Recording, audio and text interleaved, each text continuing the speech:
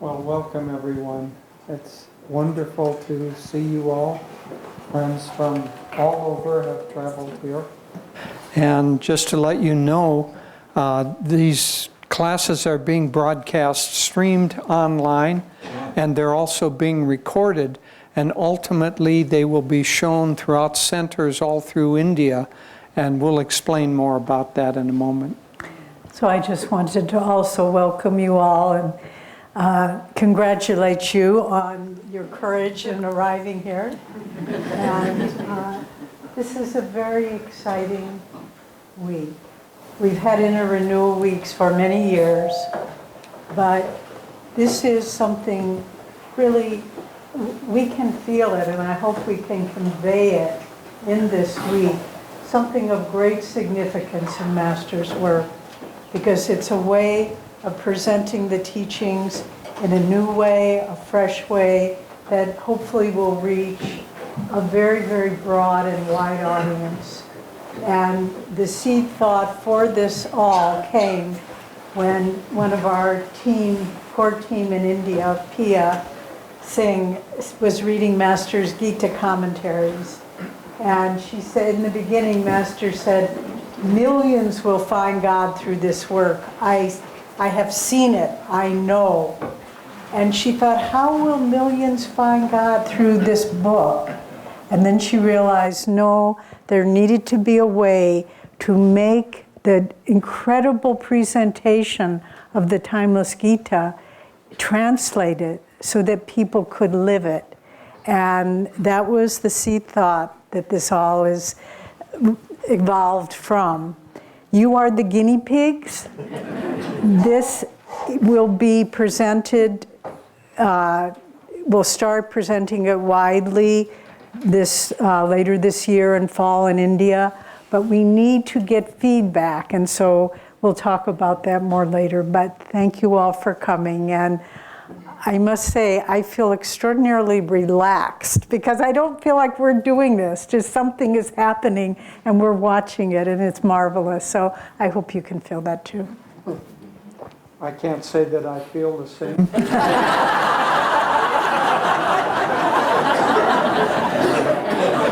I view myself like a faucet. You know, there's the ocean and then the evaporation and the rain, and then it's gathered into great lakes and then into a piping system. And finally, it comes out the faucet at your sink. And I'm hoping that I don't just clog up so that everything can flow through. So, but this is the imminent moment before the battle. Once we're into it, all of that will disappear. Let's pray together. Heavenly Father, Divine Mother, Friend, beloved God, Great Masters, Jesus Christ, Krishna Babaji, Lahiri Mahashaya, Swami Shri Yukteswar, Beloved Guru, Paramahansa Yogananda Ji, Saints of all religions, we bow to you all. Beloved Lord, let these great truths enter into us and change us. We offer ourselves into thy great light. Receive us. Om. Peace. Amen. Now, those of you who are veterans of Inner Renewal Week know what's coming next. This is the hardest moment. Yeah, this is...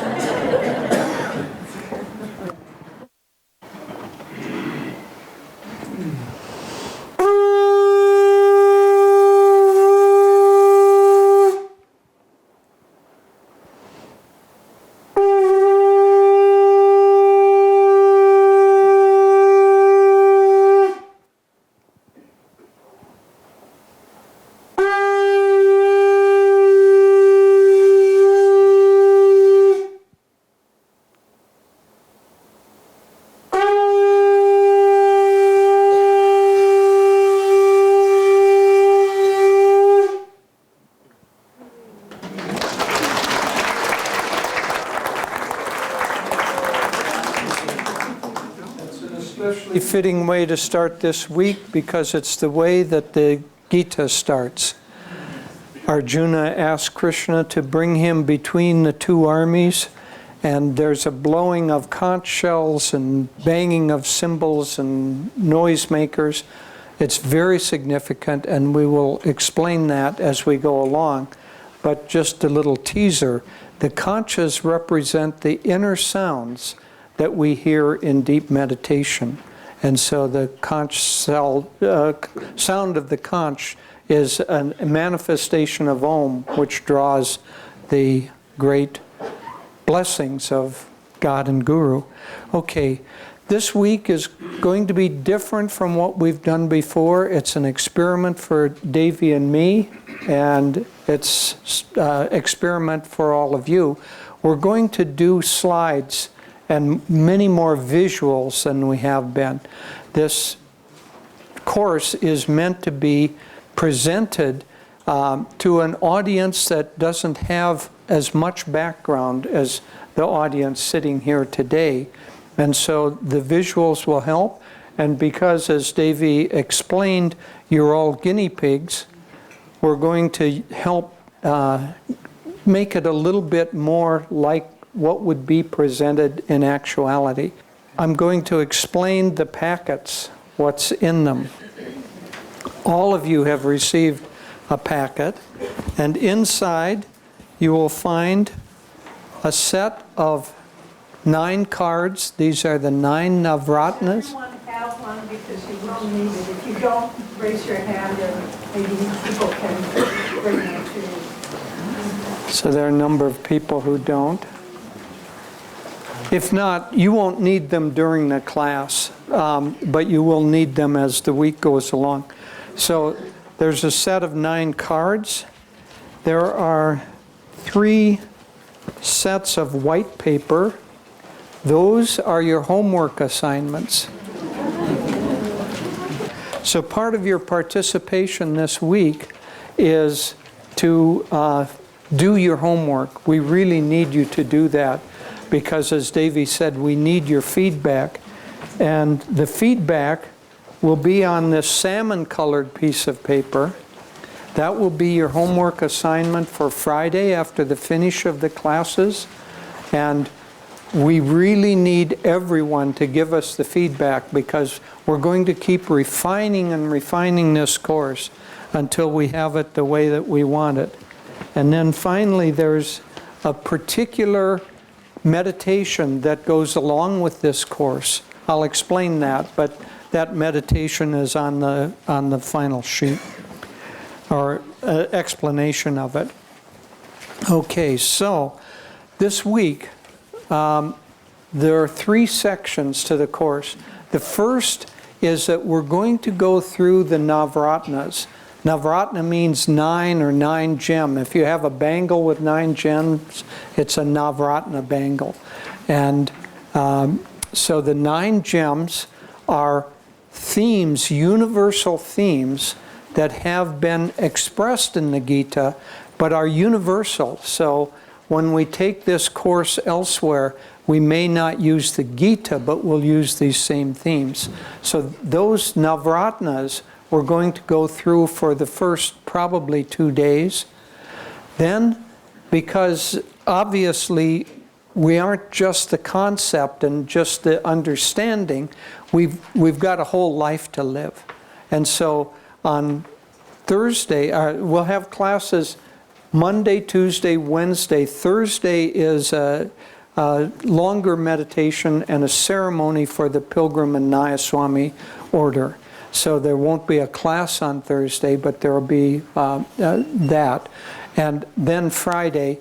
So Thursday, Wednesday, we'll present what we call the integrated life. That's to understand how this fits in to our life. And most especially, on that day, we'll be going more into the tools and techniques that we need. This course started out not by us sitting down and designing the course. It started out by us asking the question, what do we want to accomplish? What do we want the outcome to be? And so it has had an evolution. I'll come back to the evolution of it. The final day on Friday is very important because the day is dedicated to you taking what we've had up until then, thinking it through, thinking about a strategy. What really stuck with you? What really impressed you? Because that begins to show what you need to really work on. The homework assignments are going to help with that. But on Friday, we're going to go through an exercise by which you devise a particular individualized plan and make it quite detailed. What you want to change, how you're going to change that, where it's going to happen, when it's going to happen, all of that. So we'll be going through that on Friday. So that basically is the overview of the course. The noon meditations, when we work with the Institute, one of the things we're going to do is we're going to have a special meditation called the Inner Awakening Meditation. Indians love initials, so the initials for that are I am. The Inner Awakening Meditation, we will do each of the noon meditations, and it'll be a guided meditation. The essence of it will be Hong Sa, and then a visualization of expansion. But before that, we will go through some pranayamas and deep relaxation. But that, we want people to leave. Remember that you aren't the real target audience. The real target audience are those who have aspirations for upward movement in their life, but don't yet have the teachings and the tools for that. So we want to give them very specific tools and teachings, and we'll show more of that. But that Inner Awakening meditation is going to be a standard meditation that we're going to ask those people especially to integrate into their life. The Institute has a target audience. The Institute, for those of you who don't know, this started about a year ago when the beloved wife of a very fine man in India and one of the great innovators passed away, and he wanted to do something in order to honor his wife. He had basically built all of Gurgaon, all of northern India. His name is K.P. Singh. But he said, I have achieved everything outwardly that I wanted to do, but I haven't done anything for society. Started out because he was a builder. He wanted to build an iconic temple. But then as the discussions went with friends and family, a temple is one thing, but we need somehow to change consciousness. And so I won't go through the whole evolution of it, but the evolution has come down to the change of consciousness is going to be based completely on Master's teachings, on the teachings of this lineage, but they're going to be presented in such a way that they're available to a much larger audience. Up until now, for the last 50 years, Ananda has basically concentrated on working with those people who want to find God. We give them training, we give them support, we create communities, meditation groups, centers, online courses, all of it, all for those people who want to find God. And that has to be where we've started. But Krishna in the Gita says, out of 1,000, one seeks me. What of those other 999 people? Now, some of them aren't ready to really start seeking and aren't ready for this course. But let's say that there's 100 or 200 of them out of 1,000 that are. They recognize that they want something more in their life. They recognize that they want to change themselves, but they're not yet ready to say, I'm ready to seek God, or I'm ready to join a path, or any of that. That's the target audience. that we're trying to reach. Now, the overall structure of the Course is a tree of awakening. A tree has roots. And so this Course is the root system. Eventually, what we think, everything is going through modification, but eventually what we think is this will evolve to a 3-day residential course. So people will come. We've thought through, if they come and then they have to drive home and the commute traffic, and they'll only get a portion of the change, because we asked the question once we began focusing on what we really want to do, what is the outcome that we want to have? The outcome is that we need this Course to be an impact on people's lives, to help awaken them, to give them the tools and the motivation to change their life. If they're doing commutes, that's much less impactful. So it'll probably eventually come to a 3-day residential course, which is this Course. So that's the root system. But the roots don't complete the tree. The tree needs to have a trunk. And so the trunk is going to be the 9 Navratnas that we're going to get through, the 9 universal principles that we're going to talk about this morning. And we'll take each of those, or a small grouping, maybe 2 or if 3 work together, and maybe we'll give a whole week-long course on just one Navratna. The first one is the inner conflict. And you could give a month-long course on that. And so the trunk is that longer courses where we can get much more deeply into the teachings and into the tools and techniques that can really change a person's lives. Then a tree has a trunk, but it also has branches. So what are the branches of this Course? The branches are all of those ways that we're going to take these core teachings and apply them.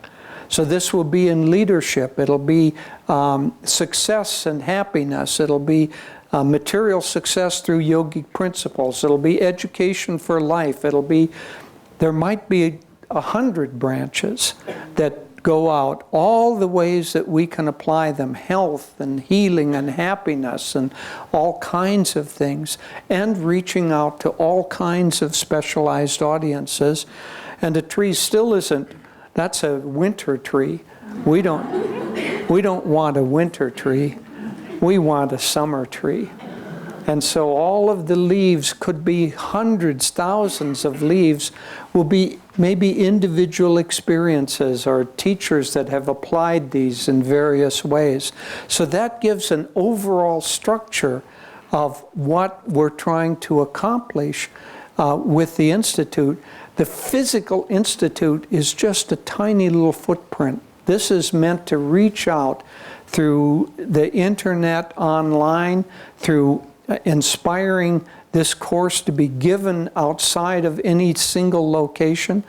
In 5 or 10 years, we would love this course, maybe in a modified form, to be available at Harvard and Yale and Stanford and Apple and Microsoft and all over, everywhere, because the intention is that this course will help people change and improve their lives, which is the mission that Babaji and Master and our line of gurus have come to, change the consciousness of the planet. And we hope this course will be helpful and instrumental in that.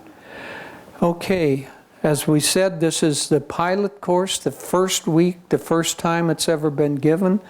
After this, it'll be done in Ananda centers in India, maybe in this country too. We're going to keep taking feedback, and we'll keep refining it and refining it.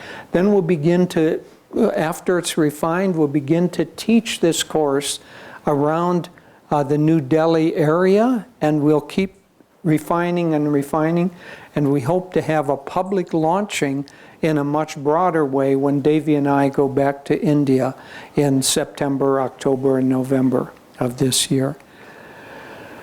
Okay, this is the root system. First week, We'll take feedback from you and various Ananda centers. We'll refine the course, and we hope to get it ready for the public launch. Your help is needed. This is the first stage of many to follow, and we're going to need your participation. So we've gone over what's in the packet, the Navratna cards, the homework assignments, your evaluation sheets, link to the PDF. What that means is last year at Inner Renewal Week, we ended by asking everyone to write down tips that have really helped them in their meditation and spiritual life. We have more than 400 tips. We've compiled them into a booklet, but we realized that one, a booklet is expensive to do, and mostly it will just sit on some shelf somewhere. So we decided not to print them, but we have a PDF link that you can download and print yourself if you want. Otherwise, you can just have it on your mobile or whatever you want. And anyway, that's available. And there's a green slip in your packet that gives that link. Finally, we're asking, not the guests, you all have paid to take this course. The community that you've paid to by volunteering, but we also need some donation for the costs of the packet. So all of you are given a packet, and we're asking if you can to have a suggested minimum donation of $10. If you can give more, great. If you want to help the flow of this institute, give more, and there's a little envelope for that also. Okay, next we're going to go on to the, all right, here are the 9 gems. So we're going to go through each of these, but when we first started out, we started thinking, when it finally, it has only been really beginning to be solidified for less than 6 months. Really, October, there was 4 of us went up to the Himalayas where we have a guest house and we take seclusion. We meditated there. That's where we received the inspiration of the form that this was going to take, which is this 9 Navratnas. But as we began to solidify that, we asked ourselves, is there in the Gita kind of a hidden progression, a hidden message there that shows the evolution of consciousness? And we talked to people in India who've grown up with the Gita and have read it since boyhood, and they said, no, it's just not there. People have looked at that forever.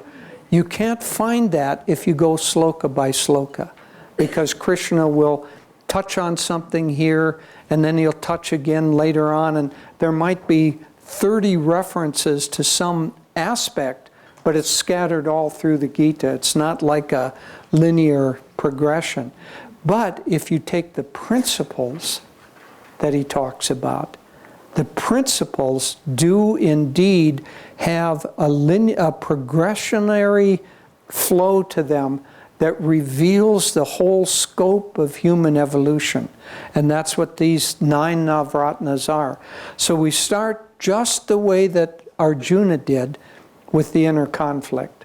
So in the Gita, Arjuna, it begins by Arjuna asking Krishna to take him out between the 2 armies, because they're going to start the battle the next day, and Arjuna says, I want to see who the people are that I'm going to fight. And I'll go into a little bit of the backstory of that, but who are the people that I'm going to fight?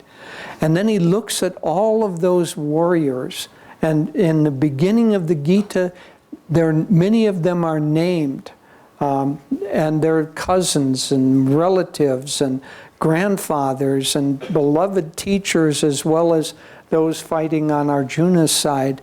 And if you only take the Gita on the surface level, there is a story there. The Mahabharata has a wonderful story to it. There's history, then there's culture, and there's interest, and there's romance, and there are adventures. All of that is there in the Mahabharata. But honestly, if you don't know what's going on and you read it, you will get very confused. The first time I read the Gita, I didn't know what was going on. It was like 1967. I had been a pacifist, and I read the Gita. And when Krishna tells Arjuna, you have to fight, I put the thing down. And I had been taking classes with Swami, put the book down, and I thought, oh, maybe this whole path isn't for me. At least I had the sense to say, well, maybe there's something more going on. I didn't buy into this. When you kill them, they're just going to, you don't really kill them, they'll reincarnate. I didn't buy into that yet. It seemed like a facile excuse for a warmonger. But, so if you read the Gita only on the surface level, or the Mahabharata, not only will you get confused, but you might get turned off. Because there are sages using magical powers to get revenge, and you just don't know what in the world is going on. Interesting, but confusing. But Master has begun to reveal in his explanations what's really going on. So every one of those warriors means a different quality in the kingdom of our own mind. And we have to fight the battle because there's already a conflict going on in our own mind between different poles that we have. And so we have to fight a battle for that. So that's the way the Gita begins. It's the way Arjuna begins. Once that's done, then Krishna can begin to talk about what is really going on. So that's when he talks about the immortal soul. So we know that there's a conflict going on, but what is it all about? Who are we? Why is this conflict happening? What is the purpose of life? Are we going to die, and is that the end of it? If there's something more, and there is a purpose to life, then how do we get the most out of that? That's what Krishna begins to explain with the immortal soul. And Devi will go into that. I'll talk about the inner conflict more. Once you understand that there's something going on, then then there has to be a kind of a process by which you evolve. And so Krishna in the immortal soul explains that we're not just this body. This body does indeed die, but we're something beyond this body that survives. And so the ego is the body and personality that the soul inhabits, but we're more than just our tendencies and our body.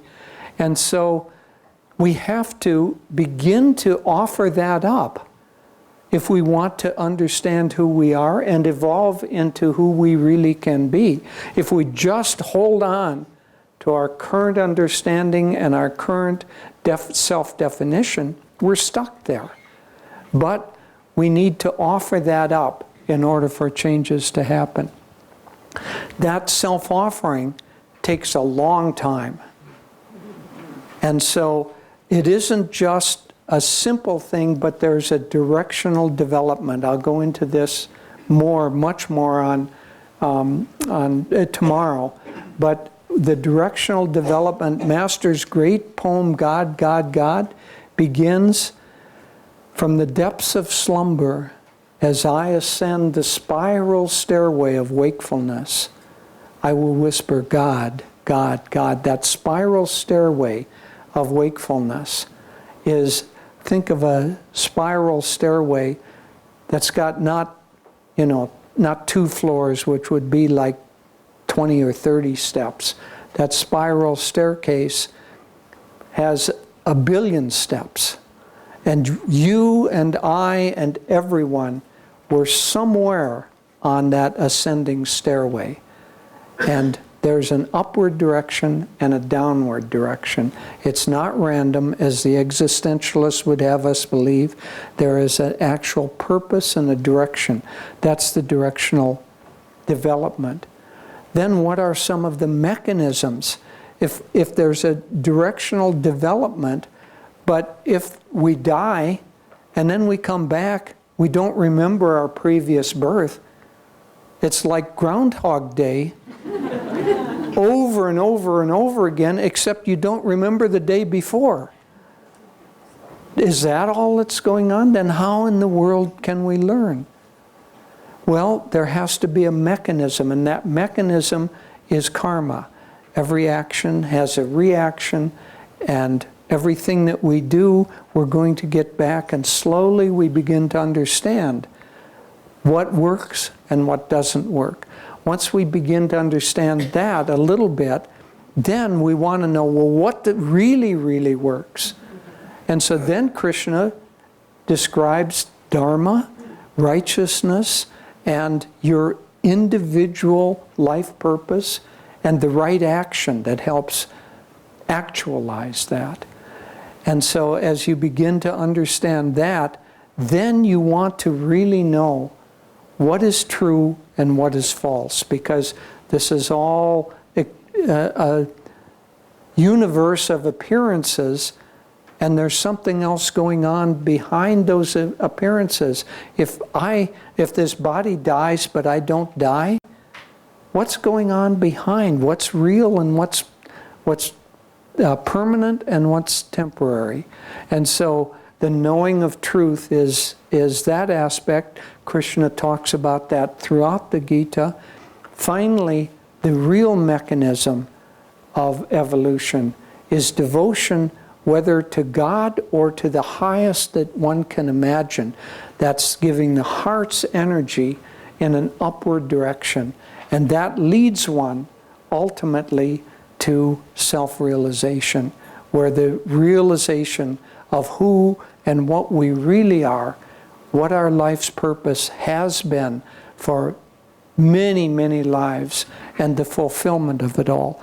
And so those are the 9 Navratnas, and you can see through that. Here I've given that all in 7 minutes.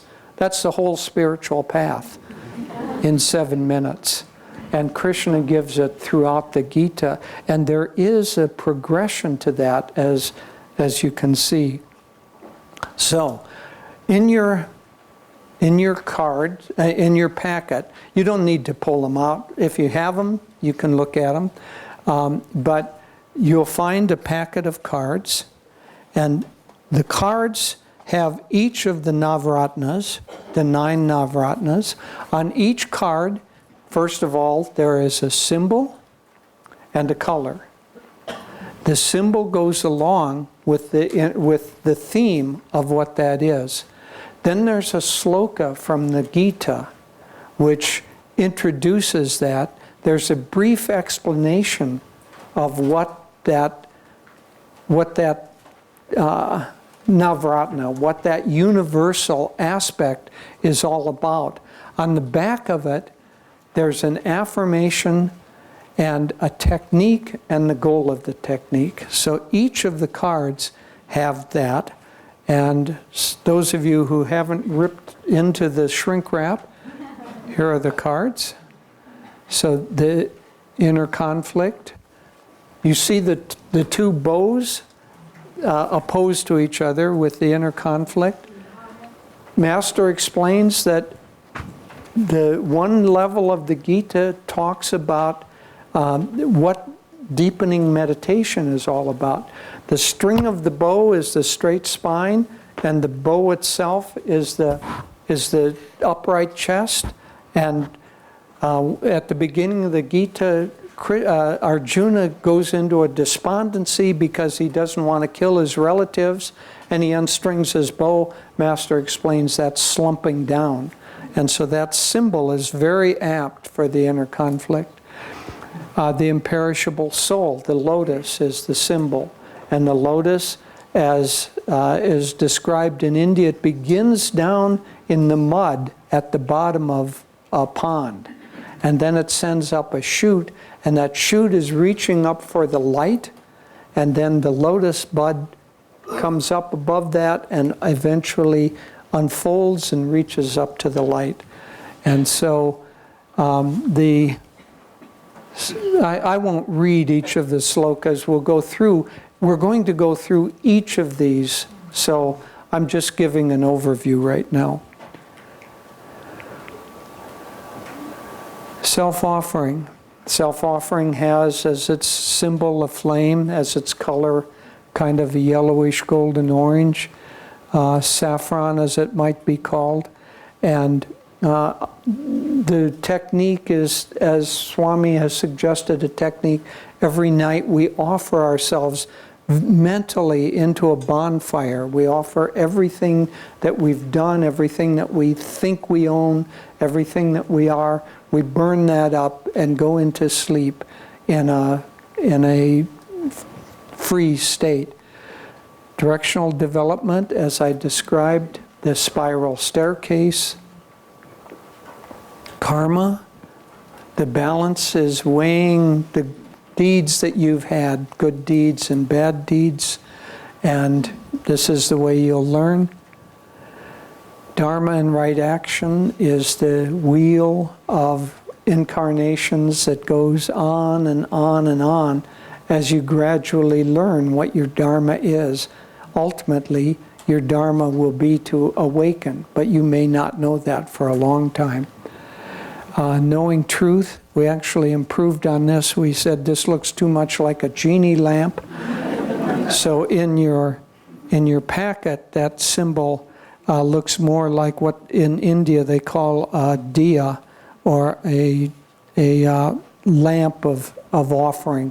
It's traditionally done throughout India to bring in God's light into the consciousness at the beginning. If we were in India and this were a ceremony, it would always start with the lighting of a lamp to invoke God's light. Devotion has the pranam, the palms joined together. And finally, self-realization. What else could we do but the spiritual eye? So that is that's the 9 Navratnas. Gives you a sense of the flow of what this week is going to be, and especially it gives you a sense of the flow of these universal teachings in the Gita. Okay, you can bring up the next one, Prashad. The inner conflict. So here I will read the sloka. So I'm going to talk for the rest of my time about the inner conflict. So I'll read the sloka. Those of you who have your cards might read, but you don't need to. If you can read the screen, more power to you. So the sloka, Dhritarashtra posed the question to Sanjaya, and I'll explain. Sanjaya is introspection. Dhritarashtra is the blind mind. On the battlefield of Kurukshetra, where my sons and those of Pandus were ranged against one another, eager for battle, what was the outcome? So we're going to talk about Pandu's sons and Dhritarashtra's sons. The explanation is the battle of Kurukshetra is an allegory concerning the battle of our negative tendencies represented by the sons of Dhritarashtra, the Kauravas, and our positive tendencies represented by the Pandavas.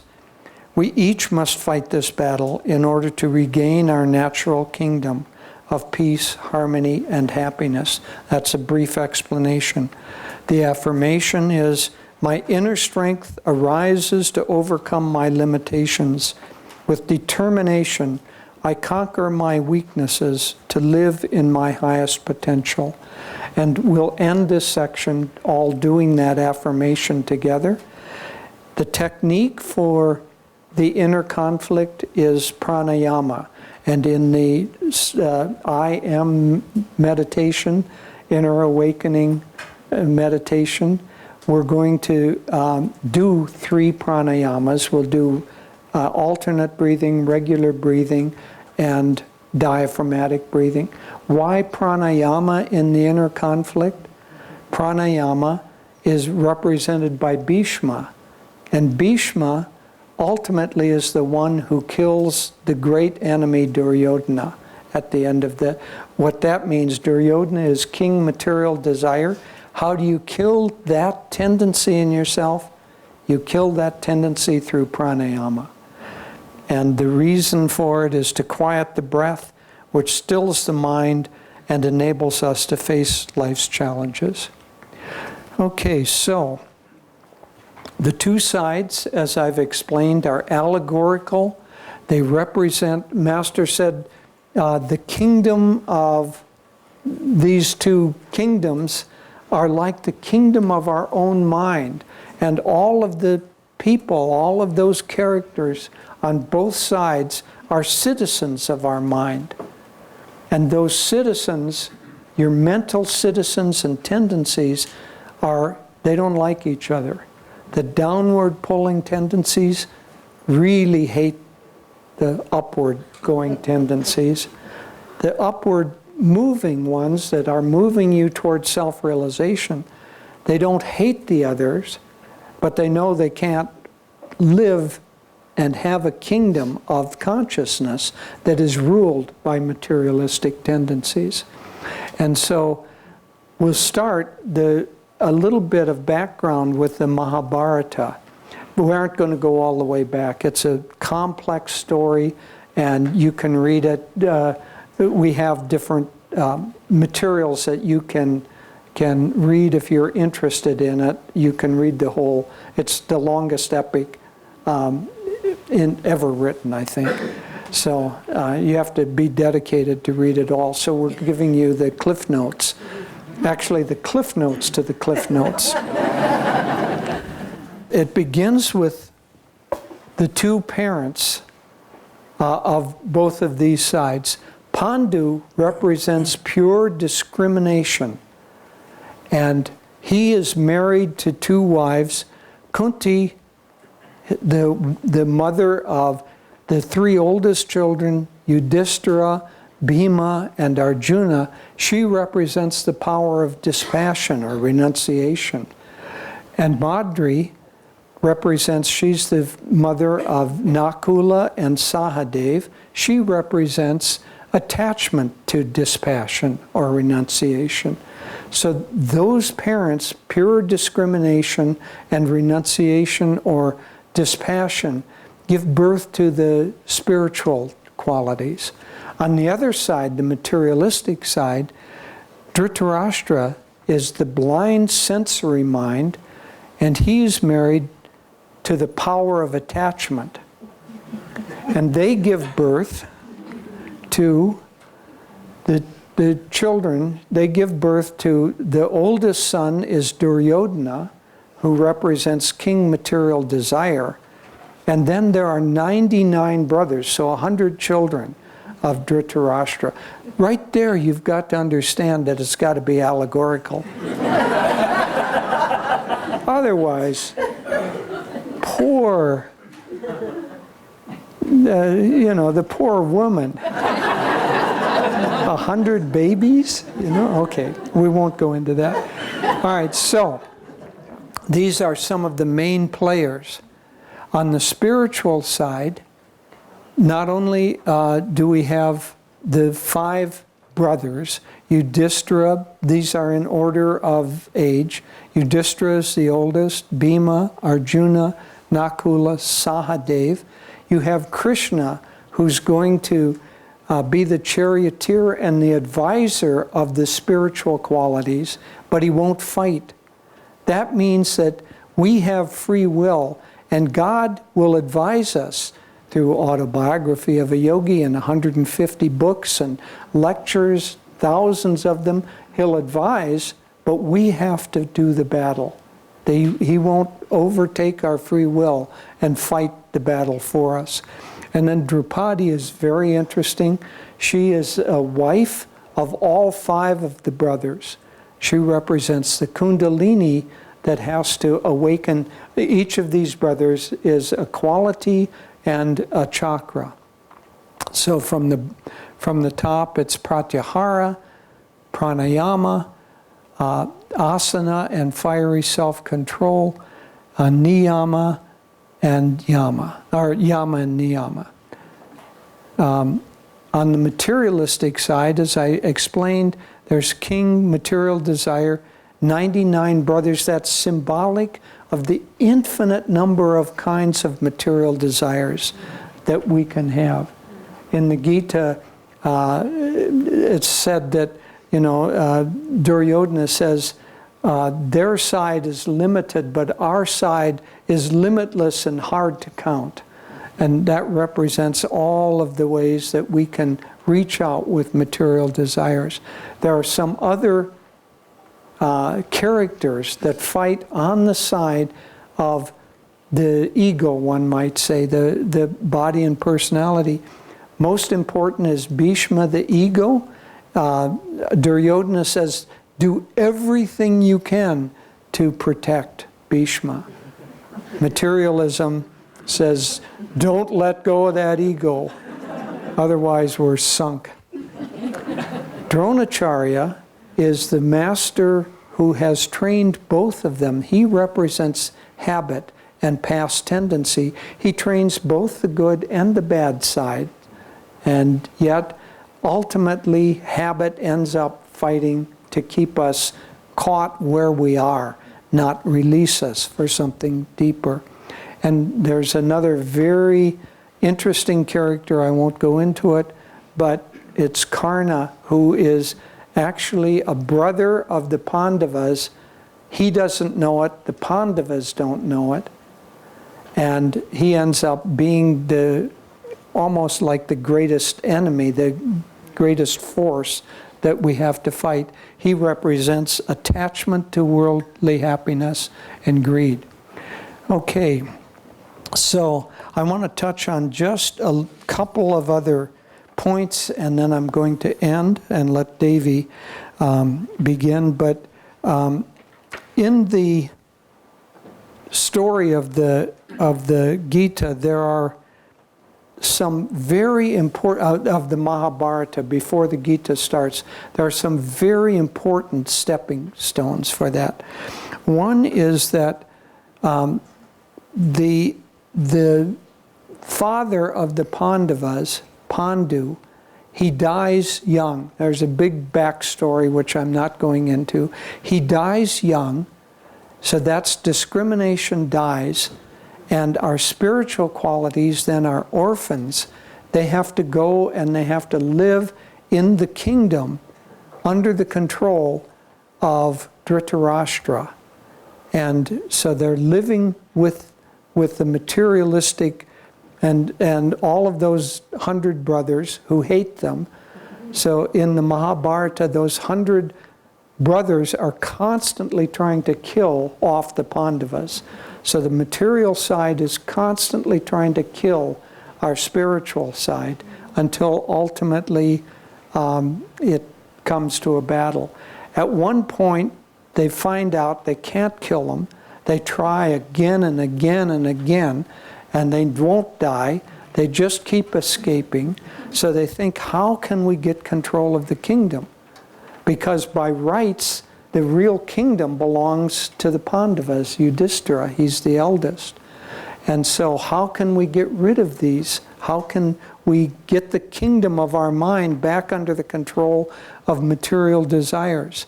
And so there's a gambling match that's crooked.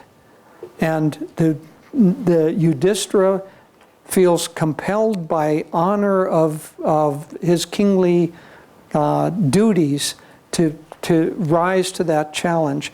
And he loses. he loses not only all his material possessions, but he loses himself, all of his brothers, and Draupadi. They become slaves to the Kauravas. Krishna and others intervene and say, well, this isn't right. So there's one last roll, and that ends up, the Pandavas are sent to the forest for 12 years, and then they have to go into hiding for another year before they can come back. That represents, Master said, that we grow up relatively innocently, although we have some inner conflicts. At the time we're about 12 or so years old, we go through puberty. That's the first Jupiter return. We begin to go through puberty, and then our spiritual qualities get banished. We're too busy dealing with other stuff, dealing with this world. So the spiritual qualities get banished for 12 years, and then they come back, and many people come back to the spiritual path around the age of 24 or so. But that's the allegory. So when they come back from that, they say, okay, because the kingdom's been divided, give us our half of the kingdom back. Duryodhana says, no way, absolutely no way. So then they keep trying to reconcile. No, there's got to be a war. Duryodhana refuses, materialism refuses to give in to our spiritual qualities. And there is this conflict already, but now if the spiritual qualities want to rule the kingdom of our consciousness, they have to fight for it. And so there's a war. Just before the war is ready to start, they both want the help of Krishna. They both go to Krishna. Krishna, it's a beautiful story, but I'm running out of time. I've run out of time.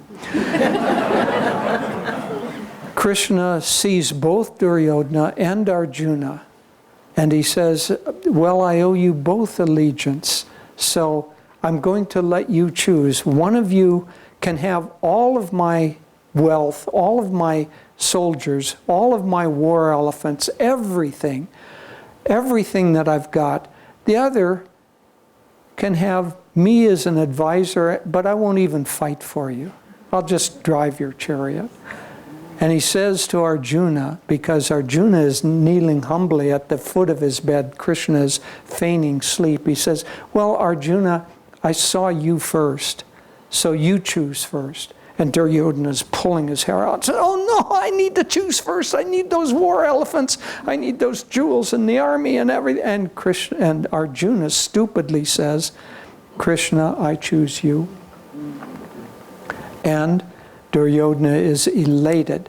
So the spiritual qualities don't choose materialism in order to evolve spiritually. They choose the light of God and the Guru who will guide and help them.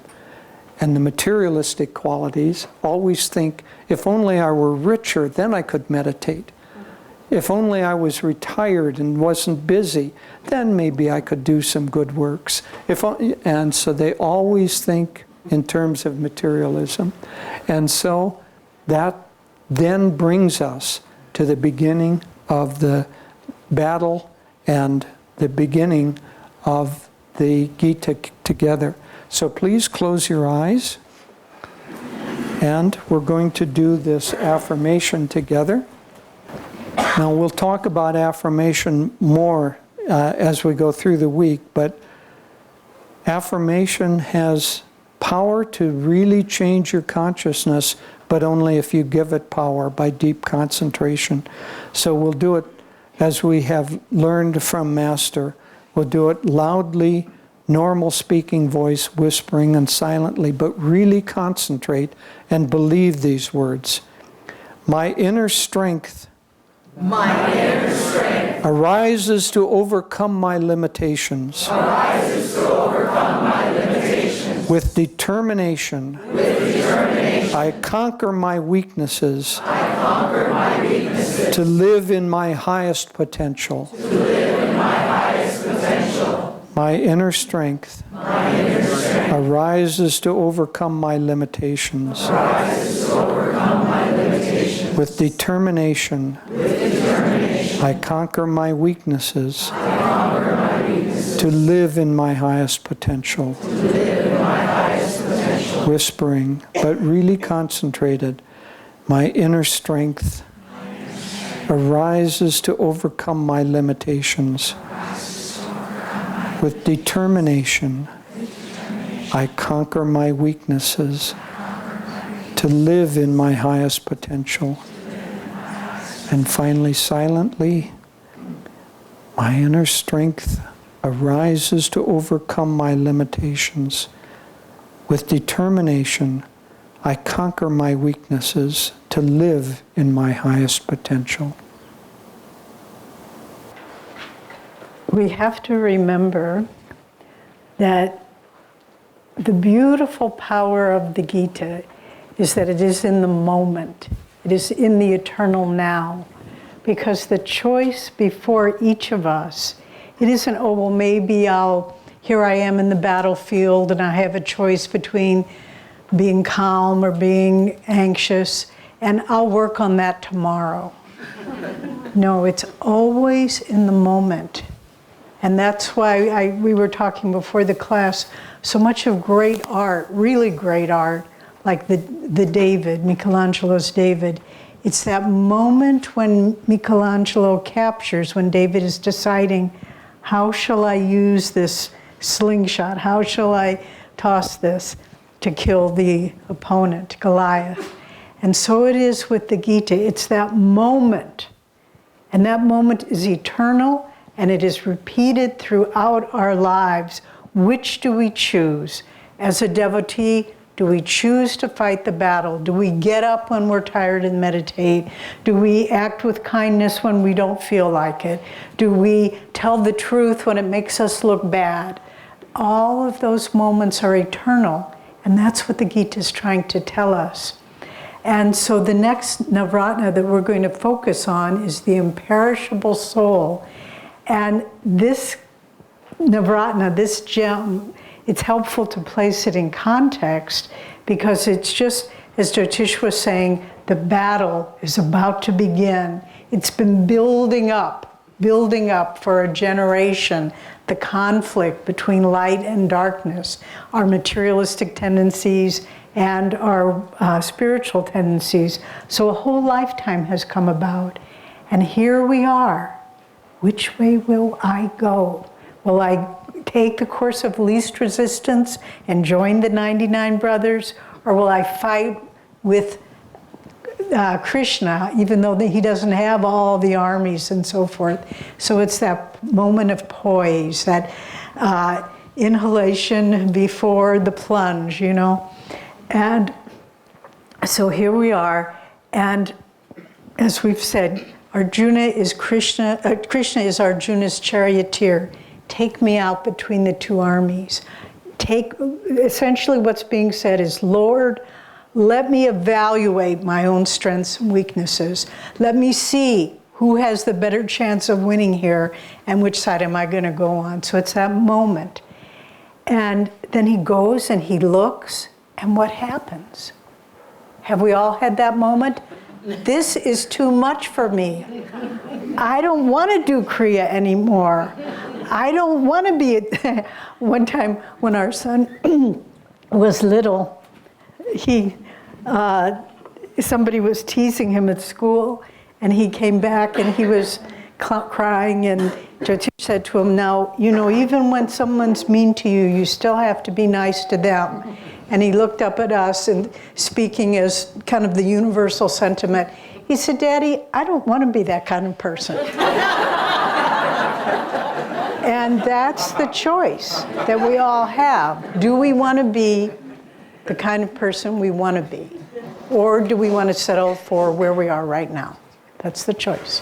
And so this whole discourse on the imperishable soul takes place when Arjuna goes out there and he looks and he said, I don't want to fight. I don't want to be that kind of person. I don't want to kill my relatives. If I did, it would be bad karma, and it would be the ruin of the generation. And then there's the moment. And Master, in his commentaries, now, just to make sure you all understand, these are all based on Master's commentaries on the Gita. If you just read the Gita, you're not going to get any of this. And I have to say, perhaps sounding a little, narrow-minded, but it's not. There is no other commentary on the Gita like this, the way Master explains it. And so Krishna watches his disciple, his beloved Arjuna, slump forward, drop the bow of the spine, slump forward in the chariot, giving up meditation. And then, this is the beautiful moment, and Master says, this is what makes the Gita so sweet, sympathetic, and enlightening. I mean, you think of, the Bhagavad Gita, sweet, sympathetic, and enlightening. And then Krishna begins to talk. And this is called Krishna's consolation, because Arjuna has given up. And then, as if smiling, Krishna begins his discourse. And the discourse is so beautiful. And then he goes into the whole flow of what is the soul, what is the nature of the soul. The Gita is true on all sorts of levels. The spiritual, the very practical, but also allegorical. And so this whole thing about fighting and who are you killing? He goes on, beautiful, poetic. It's such a poetic book. And if only one could read it in the original Sanskrit, imagine what that would be like, because we all get it in translations. But he goes on, he said, you can't kill them because they are immortal. We are all immortal. And there's that beautiful, the fire cannot burn the soul, water cannot drown it, fire cannot burn it, the sword cannot cut it. And all of you've all lived before, and as I have, Krishna says, but I remember my past lives and you do not. And so that's on one level. He's saying you can't kill them, but then it's also an allegory, because the devotee gets to the point where he says, well, if I really stop eating sugar, then what is it going to be? Is it going to just be quinoa for the rest of my life? And we're afraid, if I give up the desire to react, am I just going to be a really boring person? And what Krishna says to him is, no, you don't understand. No negative aspect of yourself, no warrior that you're going to kill on the other side. They don't die. They are born again in a higher form. And that's what they're saying about our spiritual qualities. They're reborn in a higher aspect. So anger comes out as fiery self-control. Anxiety comes out as the ability to deal with challenges, whatever they may be. So it's all reborn in a higher form. That's the allegory of it. Also the Gita, simple little poetic, beautiful book. It contains, as Master explains, the depth of all Indian philosophy. And believe me, that is vast, developed for millennia by people, men and women, visionary seers of incredible depth and spiritual realization. And so it contains the heart of the three branches of Vedic philosophy. Sankhya, and we'll go into this. Sankhya is the philosophy that explains why. Why do we need to fight? Second, Vedanta, what are we fighting for exactly? And then finally, yoga. What are our tools? What are the weapons that we have? So we'll go into those now. So why do we need to fight the battle? Because we are a house divided. Because materialism has usurped the kingdom of our soul. And it says, after the 12 years of exile, Yudhishthira and the Pandava brothers come back and said, well, can we just have a very small, to Duryodhana, King Material Desire, can we just have a little kingdom in a remote part of this big, huge kingdom that you rule. And material desire, Jyotish says, I will not give you as much land as can be covered by a straw. So we can't win if we think, well, let's just try to accommodate. Let's just try to let them have their kingdom and we'll have our kingdom. It doesn't work that way. We have to fight, because unless we do, the material side will always be victorious. And that's a little scary, but it's the truth. We can't have a foot in both camps, because they will not allow, our material tendencies will always undermine our spiritual tendencies. We shared this at Sunday service, but it's not or at satsang, but not at the Sevaka retreat, it was in fact. But sometimes our relatives will come and say, well, why are you on the spiritual path? And well, it's so important, and you're still the same person. I remember you used to eat meat and, all those things. And we have a friend who sent us a note recently. He's a gentleman part of the New York Meditation Center, James Pickens. And he's an older man, retired, very fine man. And he said, sometimes people say to me, well, why are you haven't changed. What's all the spiritual stuff? And he said, I used to be upset and I used to cry sometimes when people would challenge me. But then God gave me the answer. He said, maybe I'm not as good as I could be. Lord knows I'm not as good as I should be. But thank God I'm not the way I used to be. And so that's the whole process. Unless we keep moving forward, and we'll talk about that in directional development, but we have to fight, because we will never find the integration of ourself as long as we settle for a mixed kingdom. And there will ever be a dissatisfaction and unhappiness with life. Isn't there something more? That's why we came to the spiritual path. I have a friend who has been on the path for many years, but peripherally. And she just recently, she wrote me and said, I'm ashamed to admit this, but after all these years, I read Autobiography of a Yogi, and she said, I couldn't believe it. I mean, she was not really a very active devotee. She said, Master is speaking to me in every page. She's towards the end of her life now. But if we just keep fighting and saying, okay, now I will read the autobiography, now I will do this, don't ever think we can cruise our way, the easy way into the kingdom of God. It's a fight. And that's why Master presents, that's why this great life-transforming, culture-transforming, civilization-transforming scripture, the Bhagavad Gita, is presented on the eve of a battle. So that's why we need to fight. Now, what are we fighting for here? Particularly with this one concept, the imperishable soul. We are fighting for the awareness of our eternal nature. Otherwise, we identify with superficial aspects of ourselves. I am this personality, I am this body, it changes. I'm sick, I'm well, I'm rich, I'm poor. But we are fighting for the knowledge of who we really are. That's the core of it. What is it that and in that knowledge of who we really are, eternal, imperishable, a spark of God, we also begin to realize that in that awareness, we are no longer afraid. We're not afraid of death.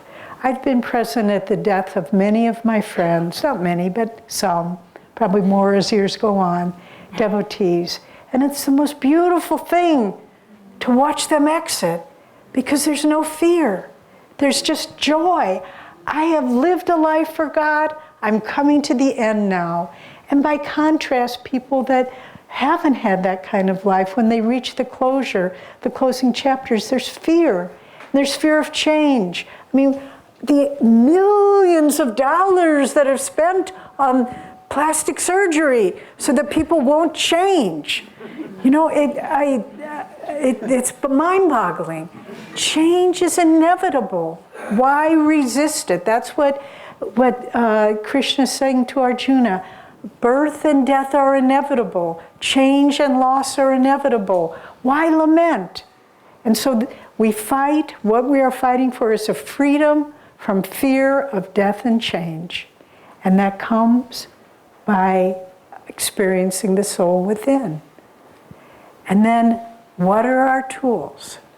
What's the yoga? How do we fight? One, with willpower. So much of Master's techniques are about developing willpower, the energization exercises, concentration, determination. I know sometimes when I get up and my mind isn't fully awake, I can always tell, because when I do the prayer before the energization exercises, I can't remember the concentration and determination part. You know, it's like, oh yeah, okay, concentration, determination comes back. But Master said that every test in life is a test of our willpower. End of story. End of story. I mean, it may look, the Kaurava brothers may look like, great variety, but there's only one way to fight them, and that's with willpower. And we have to summon that up. And each one of us, and Master said also, each test is a test of our willpower, but he said, you will never receive a test that you don't have the power to overcome, ever. So that's encouraging. Sweet, sympathetic, and enlightening. They're on our side. So first tool is willpower. Second tool, how to reclaim the kingdom and rediscover our imperishable soul, meditation. Because in meditation, we go beyond identification with the body. I had a friend who told me she was meditating, finished her meditation, and then went in and looked, just went in to brush her teeth, and she looked in the mirror, and it wasn't her face, it was Master's face. And so meditation helps us to remember who and what we really are, to experience it, that changeless, eternal nature. And also in meditation, we touch on joy and bliss. And that is what we are fighting for too, to remember the eternal nature of our soul. It isn't just on and on forever. Master describes bliss or samadhi as ever new joy, ever new changing. And so every moment is a moment of new joy. And Swami Kriyananda was such a marvelous example of this, because anything it would just awaken in him joy and beauty and appreciation. And it was just marvelous to watch how people become more and more childlike as they grow closer to God, and less self-protected, because there's no self to protect. We begin to feel in meditation finally oneness with a greater reality. Our souls are eternal because they are part of something much, much greater than we are. And then finally, our last tool is simply devotion. And we'll go into this more. But Krishna is on our side. If we want to win the battle, we have to say, Lord, I cannot do this by myself. How could I possibly find God with my limited consciousness? Only through your grace. All the doors do open themselves, all the lights do light themselves, the chant goes. But it's through devotion to God. That's why when Arjuna chose Krishna, in that moment, victory was already assured. And even though the whole battle lay before them, with tragic deaths and complexity and so forth, once at that moment when he said, I don't want the war horses, I want you. And even though Krishna would not raise a hand in our battle, because, and that's again allegorical, of course he's the one driving our sword, guiding our thoughts, showing us how to move forward.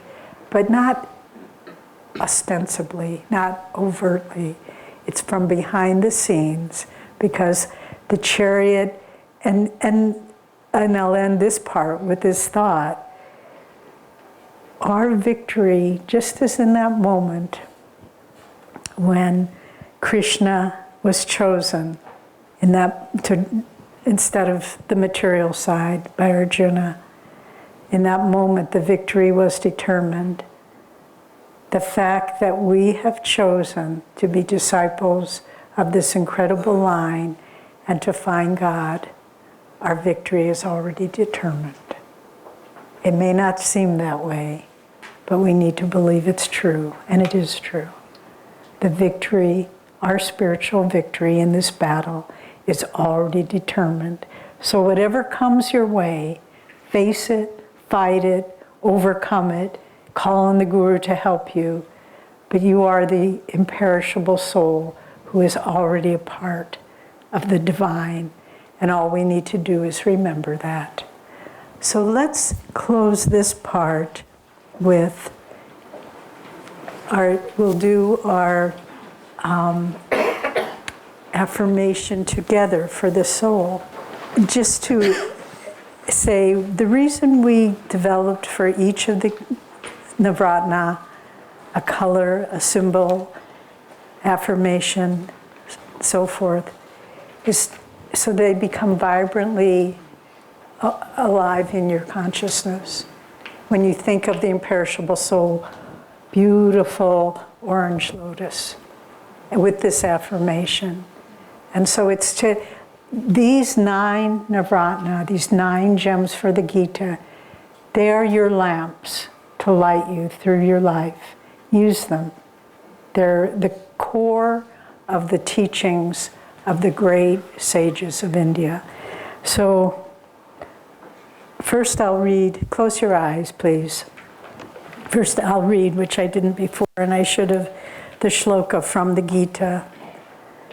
As the ego keeps the thread of self-awareness unbroken through infancy, childhood, youth, and old age, so also the embodied soul maintains this awareness uninterruptedly, not only through the stages of earth life, but through the appearance of successive bodies. And now please affirm with me. Renouncing my little egoic self. Renouncing my little egoic self. I expand with my great soul self everywhere. I expand with my great soul self everywhere. Renouncing my little egoic self. Renouncing my little egoic self. I expand with my great soul self everywhere. I expand with my great soul self everywhere. Whispering. Renouncing my little egoic self.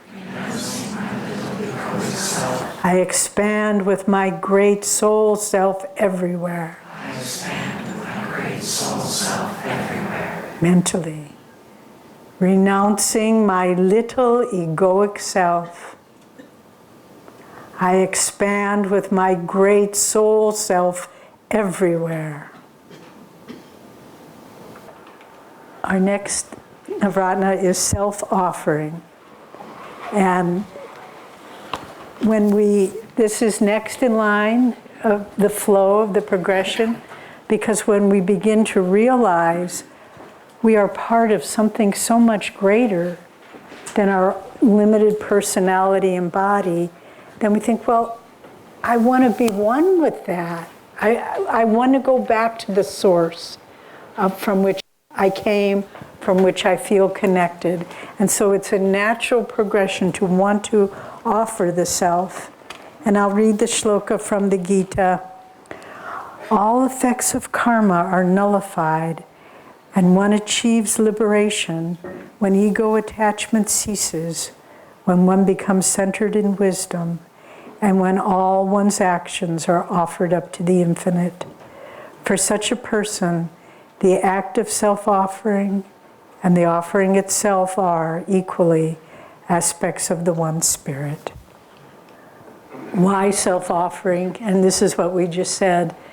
when we begin to feel an expanded sense of self, then we want to return to the source, the spark of light of consciousness from which we came. And when we do that, we reinforce the bliss of our own soul. Every religion that I'm familiar with has some ritual or act of self-offering, whether it's some religions have periods of fasting where they're offering up the desires of the body. Some religions, in India, there's many rituals of self-offering. The arati, where we're offering our light into the greater light. Puja, where there's different little symbolic offerings representing the five senses. And then, of course, we do the arati, they're part of our Sunday service. And then, of course, there's the yajna, the fire ceremony. And this is where we offer symbolically ghee, purified butter, symbolic of the purified desires and attachments, and rice, our past karma. But they're all symbolic, we need to understand, because the real self-offering is an inward act of consciousness and of the practices, particularly of meditation and Kriya Yoga. Because what we're doing with meditation is we're taking the deeper aspect of ourself, the entrenched life force, let's call it, the Kundalini, which is all of our past life experiences, all of our past lives, all of the karma, good and bad. It's all this huge reservoir of locked up energy.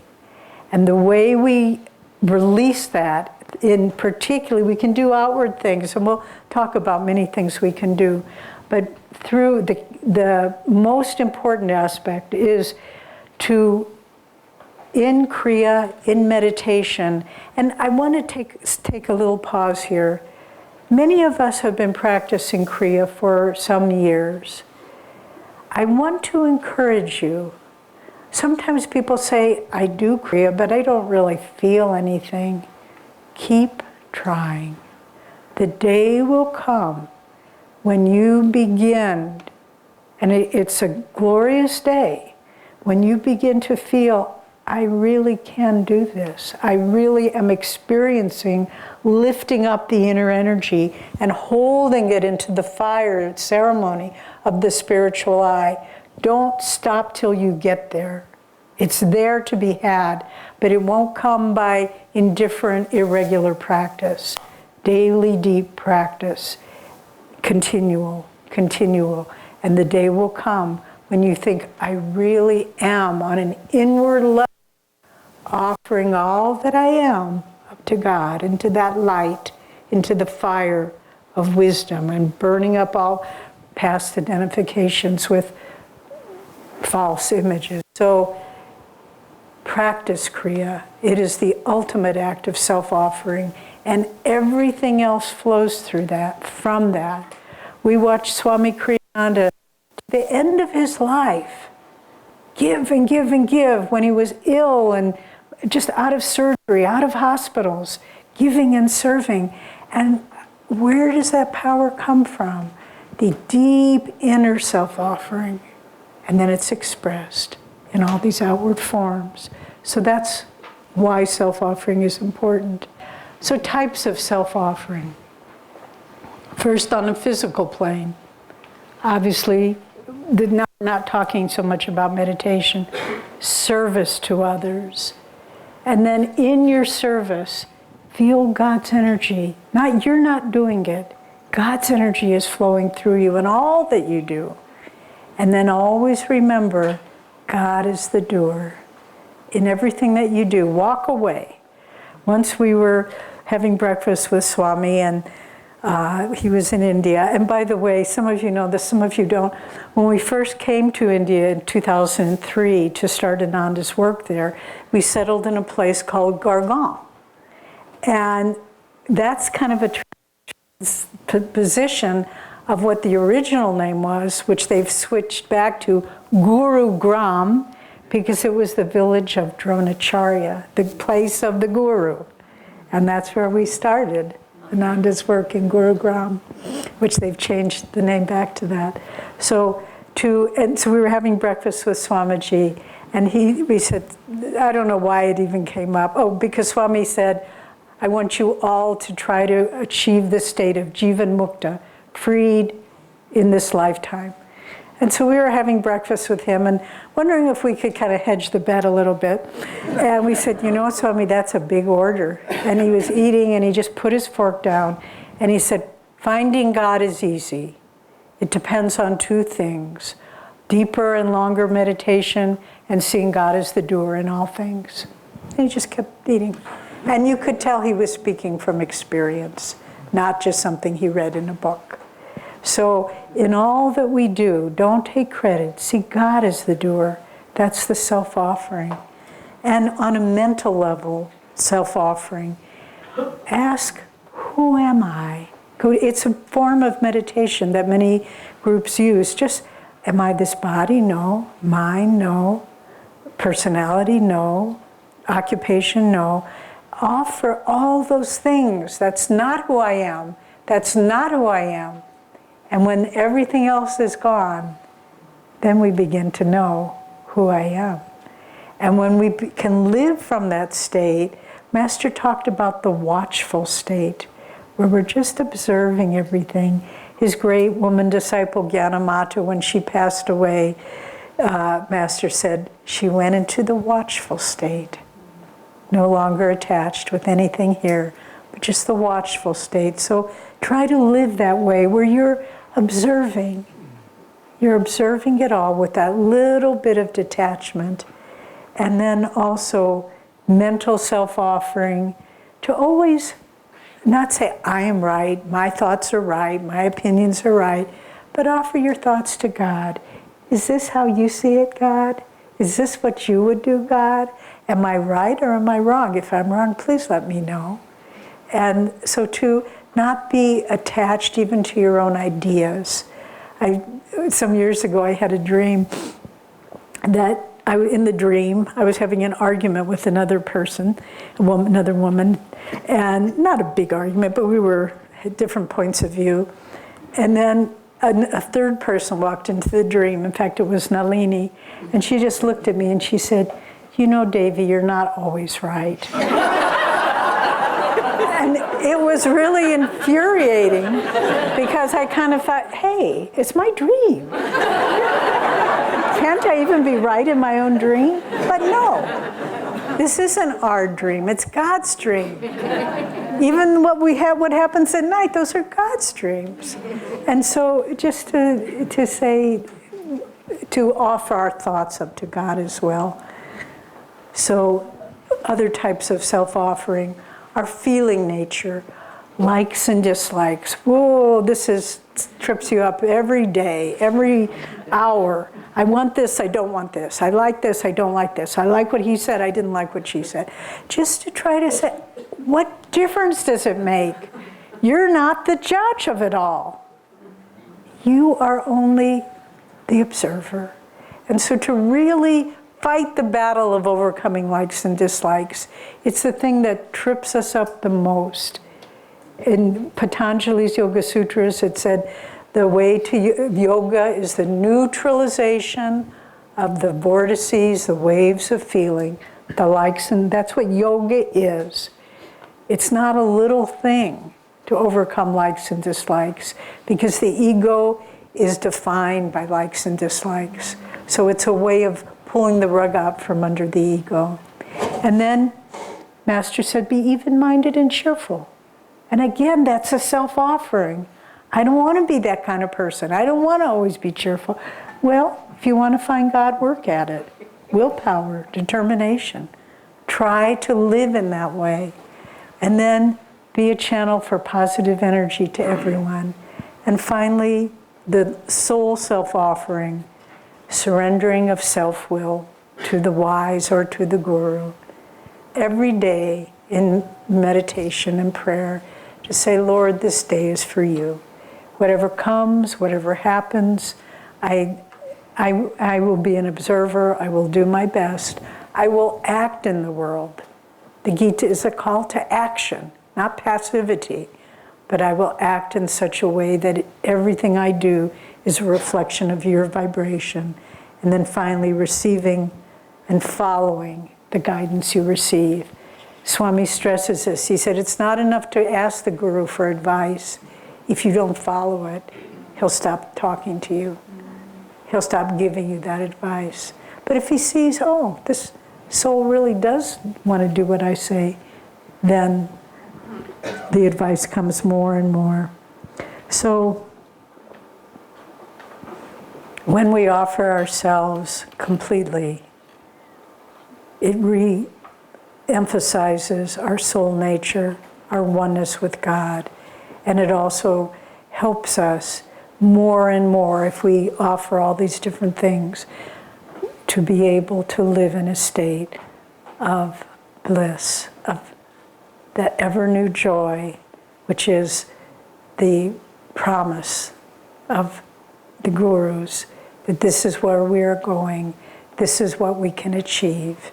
And they are there to drive our chariot through the battle, through all the tests, and we can accomplish this through their grace. The more we allow ourselves to give up and surrender all that we think of as I and mine.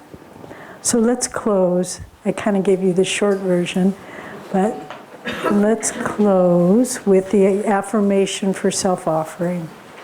Close your eyes first and visualize a beautiful golden fire. Everything, all limitations, likes and dislikes, attachments, desires, throw them into that fire of divine light. And see that fire burning all limitations.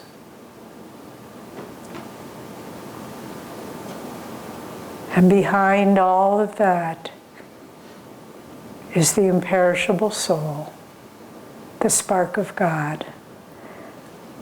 And let's affirm together. Joyfully I offer up my little self.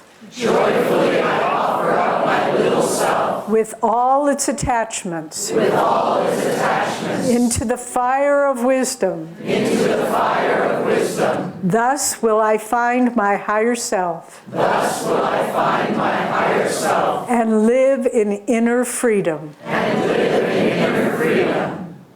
Joyfully I offer up my little self. Joyfully I offer up my little self. With all its attachments. With all its attachments. Into the fire of wisdom. Into the fire of wisdom. Thus will I find my higher self. Thus will I find my higher self. And live in inner freedom. And live in inner freedom. Whispering, joyfully I offer up my little self. Joyfully with all its attachments, into the fire of wisdom.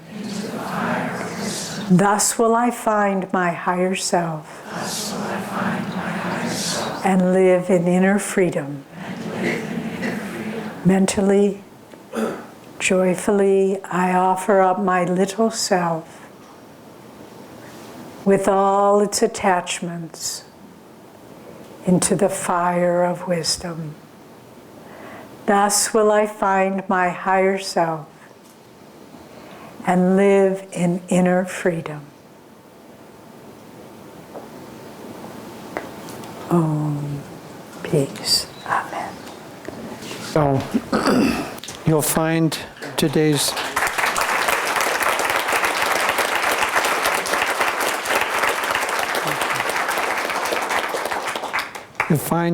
homework assignment in your packet. And as we said, the Gita begins by Arjuna asking Krishna to drive him between the two armies and see who's going to fight on each side. And so we want you to start that process yourself by we have a sheet in there that has many of the warriors on both sides. And we're going to ask you to rate how strong that tendency is in your own mind and in your own life. And that's just the beginning of it, because we've only listed a few things. Then do that to get the process started. And then go on to think about what are the battles that you're fighting in your life. What are the tendencies that you're wanting to overcome? What are the things that are holding you back from that? And so really work on this, because what we want to do here is to start the process of introspection and analyzing what's going on in the kingdom of our mind. If we don't know that, we aren't going to be very effective in trying to change. We'll just repeat the same rut that we've been going in. We're trying to get out of that rut here. So please do the assignment and really give it thought and energy and meditation. And then tomorrow we're going to have a kind of an extension. So this is looking carefully at your own battle. Tomorrow we're going to work with Master's psychological chart, which helps see kind of the directional flow of energy and where you're stuck, where you might be headed. And we won't tell you the rest of the homework assignments. You'll find it in there. But do that and put real energy into it, because as we said, we need feedback on whether this is working. By Friday, we need to know whether this course is really working for you, because we'll keep refining it. So we're going to do a meditation. Normally we would give you a break, but this is the first. Do people need a break though before the next? Just to stand and stretch. Okay. Yes, stand up and stretch. If you need to leave, please leave quietly. If you need to go to the bathroom, do it and then come back. Let's stand up and stretch.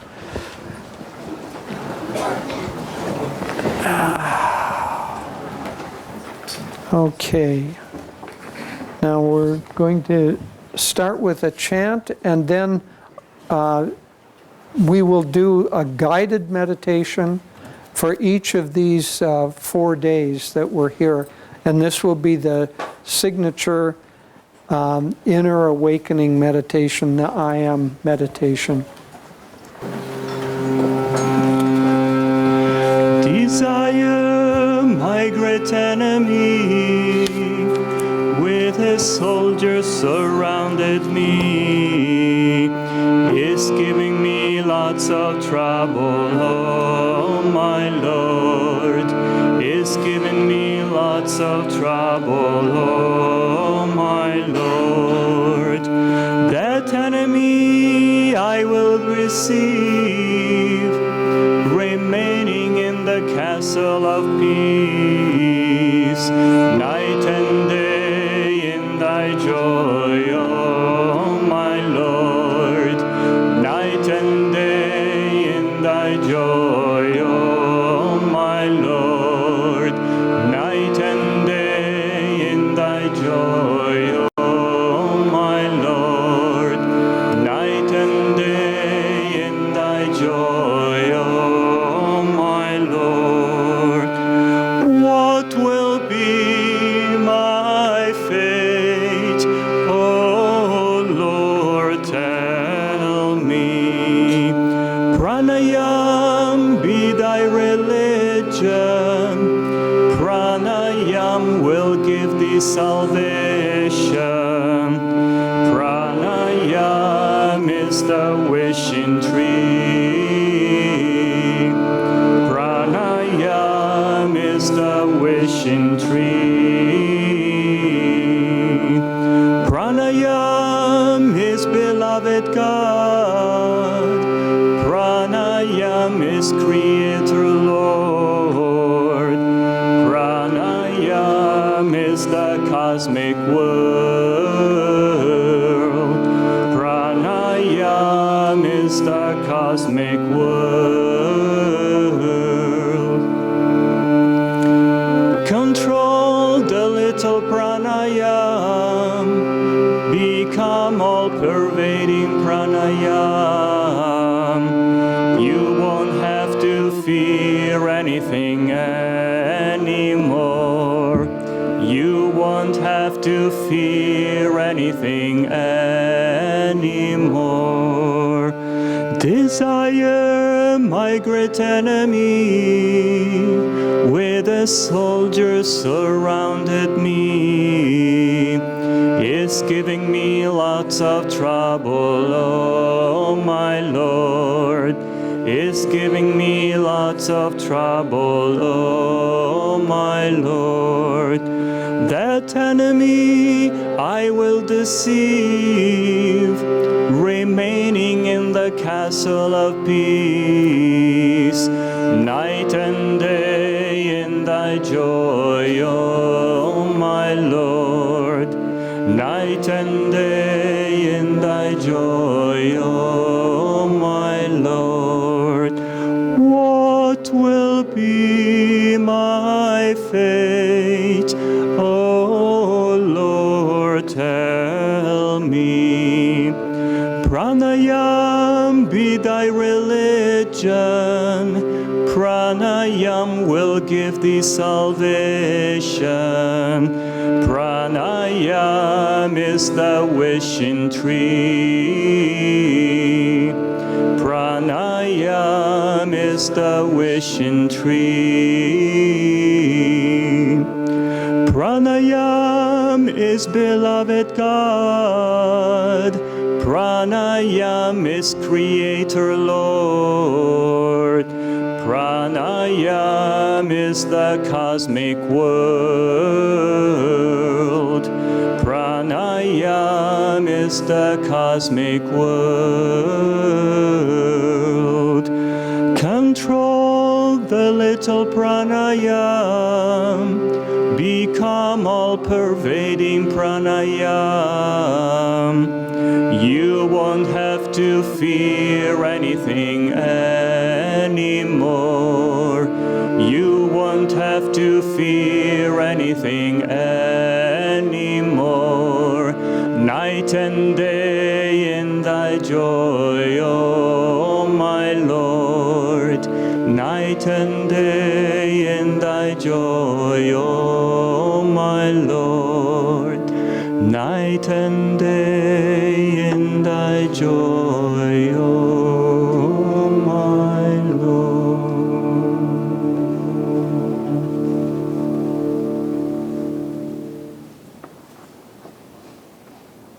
Sit upright. With the spine erect and the body relaxed. Your chin should be parallel to the floor, your shoulders back, and your gaze slightly elevated, as if looking at the full moon rising over distant mountains. Feel relaxed and centered as you offer a prayer. Silently repeat, I bow to the infinite within, without, and all around. Help me awaken to my own highest nature, and let my thoughts, words, and actions lead me to the highest happiness. Now we'll do 3 simple breathing techniques. These will help energize the body and interiorize the mind. The first one is alternate breathing, and we'll do 3 rounds. During this pranayama, you'll close the right nostril with the thumb and the left nostril with the ring finger, and the 2 middle fingers are curled under. So now close the right nostril and inhale through the left to a count of 8. Close both nostrils, concentrate for a count of 8, and exhale through the right nostril. Inhale through the right nostril. Hold. Exhale through the left. That's 1 round. We'll do 2 more. Inhale left. Hold. Exhale right. Inhale right. Hold. Exhale left. One more time, inhale left. Hold. Exhale right. Inhale right. Hold. Exhale left. Now put your hands down in your lap, keeping your spine upright, your body relaxed. We'll do regular breathing. Inhale through both nostrils. Hold. And exhale.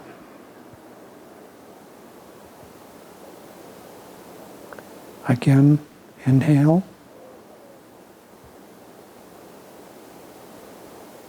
The inhalation, holding, and exhale should be equal length. Exhale. And one more time.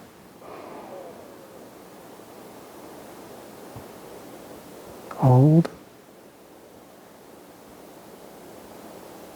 Exhale. Now relax the abdomen so that you can do diaphragmatic breathing, which allows more air and energy to come in.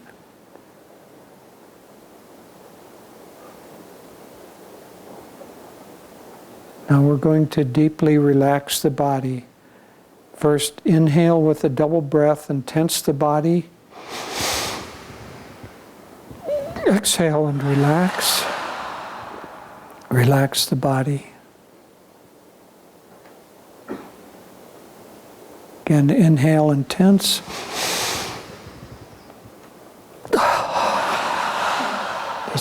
This helps get rid of unconscious tensions. One more time.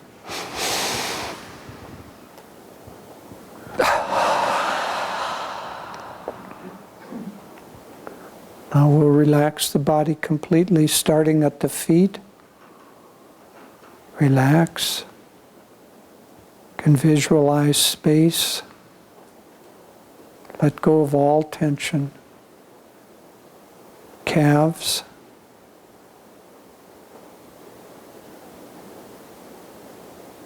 Knees.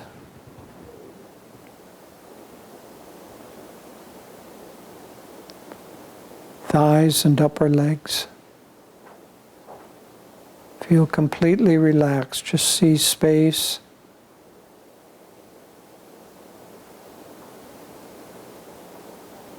Hips.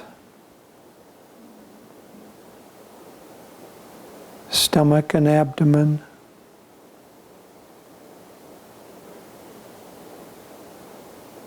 Release all tension from the stomach and abdomen. Hands. Forearms. Upper arms. Chest. Relax the shoulders. We carry a lot of tension in the shoulders. Relax them.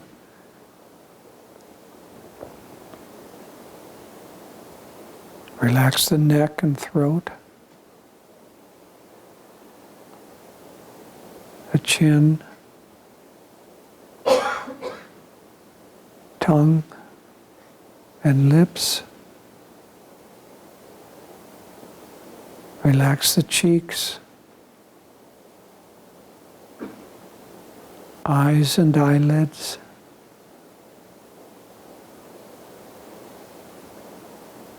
Relax the forehead.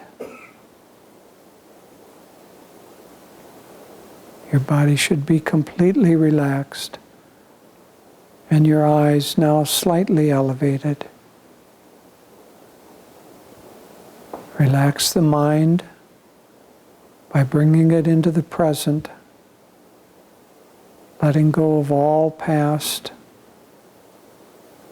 and all concern about the future. Just be here now. No tension. Now we'll do a technique called Hong Sa that helps focus and interiorize the mind. Take a deep breath and let it out. And as the next inhalation comes in, feel it in the nostrils and mentally say Hong. And as it goes out, again feel it in the nostrils and say Sa mentally. Just observe the breath. Feel it in the nostrils. Mentally repeat Hong as it comes in. Sa as it goes out.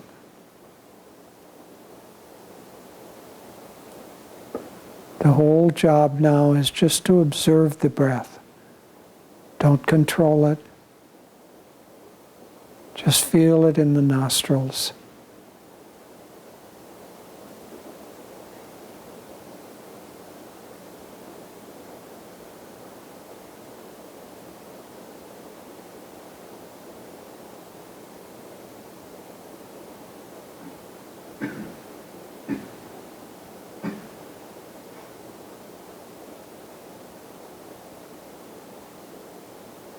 If the mind wanders, just bring it back in a relaxed manner and continue observing the breath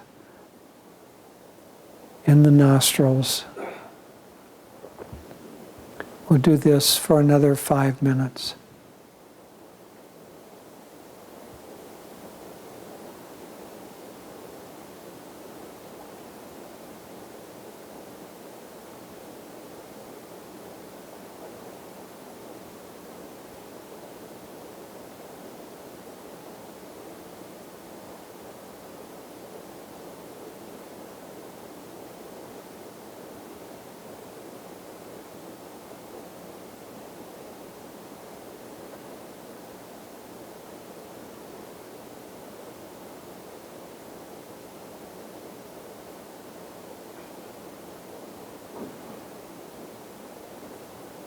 If any thought enters the mind, just let it go. Just observe the breath with Hong and Sa.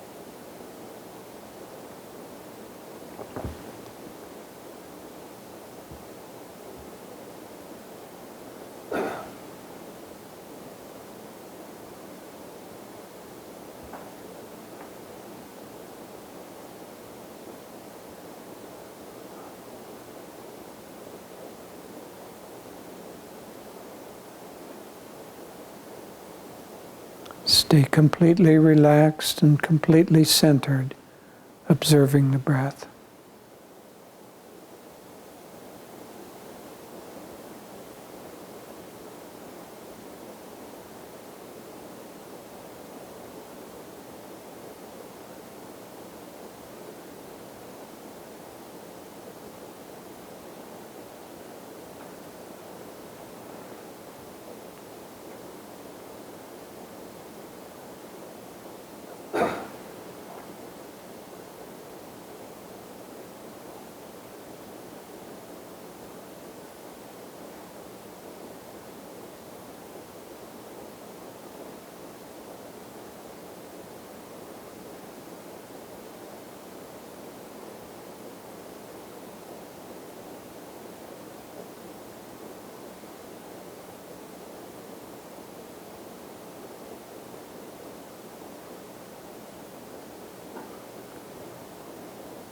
the awareness in the upper nostrils, and feel also complete relaxation in the forehead.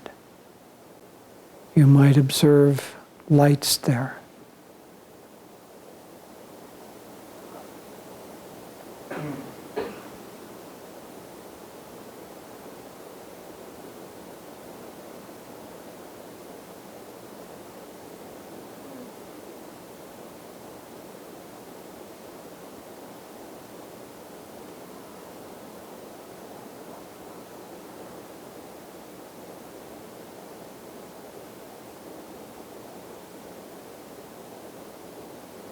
Now concentrate in the forehead. If you see light, concentrate on that. Otherwise, just feel your consciousness there.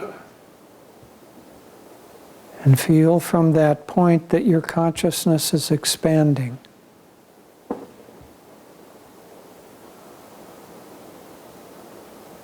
That you're leaving the confines of the body, of gravity, and you're floating in space.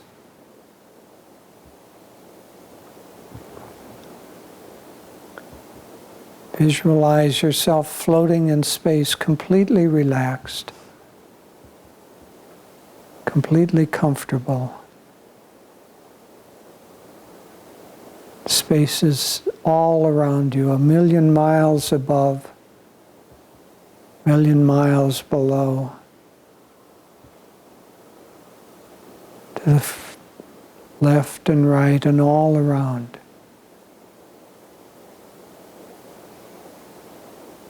And you're expanding now to fill that space. Feel space within.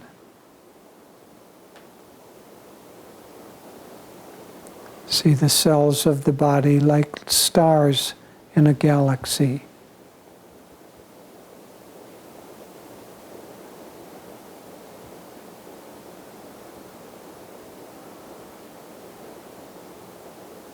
You're much vaster than what you think of as the confines of your body.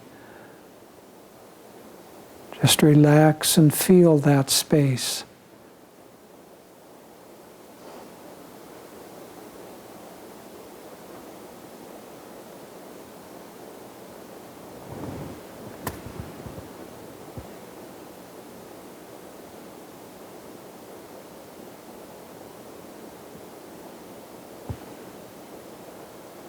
If any thought or worry comes into the mind, let it go, let it drift off into space.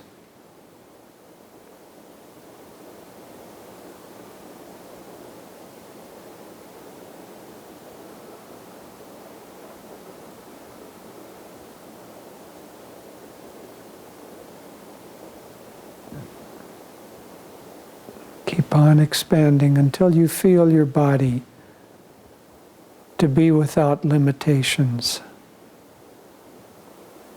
Your mind completely unified with everything.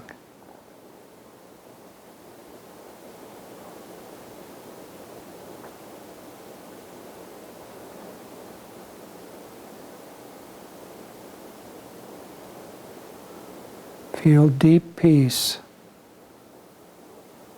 and limitless happiness.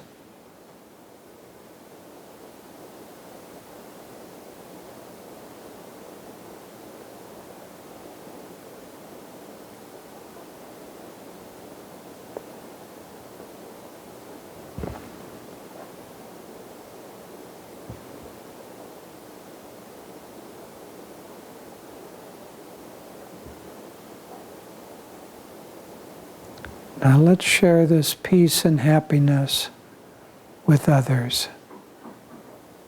Begin by projecting it to your loved ones, your family and friends. Infinite goodwill.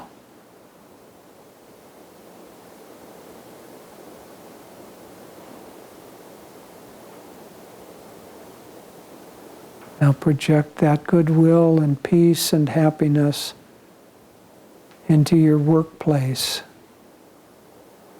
your fellow workers, your acquaintances, those that you might contact during the day.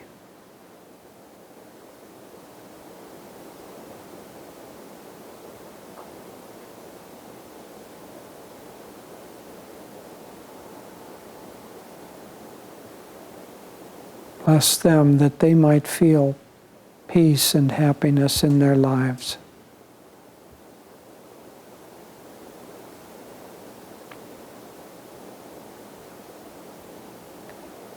Send this goodwill also to those that might be challenging to you, those that you might have conflicts with. Let go of all conflict. Let everything be infused with peace and happiness.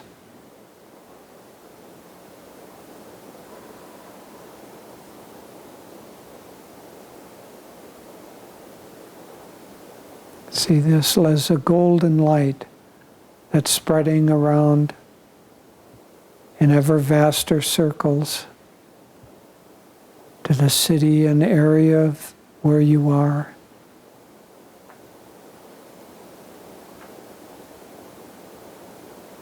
Now see it, you're still floating in space. See this golden light surrounding the earth like a halo, touching everyone and everything, driving out all darkness and shadow, all unhappiness, all strife. Feel all creation bathed in that light and peace.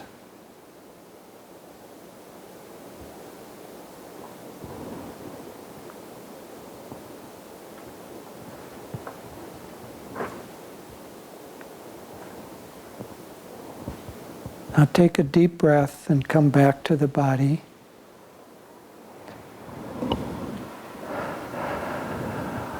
Be deeply aware of your body and yourself. Be aware of the space around you, the people next to you.